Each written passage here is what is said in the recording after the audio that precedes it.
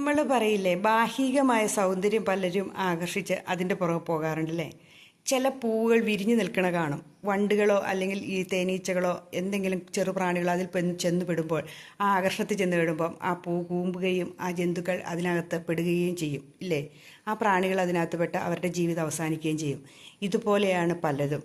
പക്ഷെ ബാഹികമായ സൗന്ദര്യം കൊണ്ട് യാതൊരു കാര്യവുമില്ല. ആന്തരികമായ പെരുമാറ്റമാണ് അതിന് വേണ്ടത്. ഒരാളുടെ പെരുമാറ്റമാണ് അയാളുടെ സൗന്ദര്യം.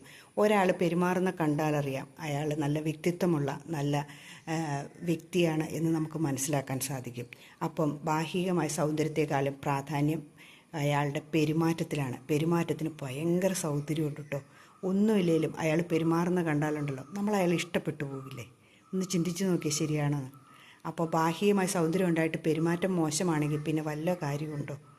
അതുകൊണ്ട് ഒരു പ്രയോജനമില്ല. അവരെ വെറുക്കുക തന്നെ ചെയ്യും. എത്ര സൗന്ദര്യം ഉണ്ടെന്ന് പറഞ്ഞാലും അവർ വെറുക്കുക തന്നെ ചെയ്യും. ചില ധിക്കാരം പറയുന്ന സ്ത്രീകളും പുരുഷന്മാരും ഒക്കെയുണ്ട്. എന്തൊക്കെ സൗന്ദര്യമുണ്ട്, എന്തൊക്കെ പണമുണ്ട്, എന്തൊക്കെ ഉണ്ടെന്ന് പറഞ്ഞിട്ട് വല്ല കാര്യമുണ്ടോ? ഉള്ളിൻ്റെ ഉള്ളിലൊരു കരുണ, സ്നേഹം, പെരുമാറാൻ അറിയാവുന്നത് അവരെ നമ്മൾ ഇഷ്ടപ്പെടുകയും ചെയ്യും. ശരിയാണോ?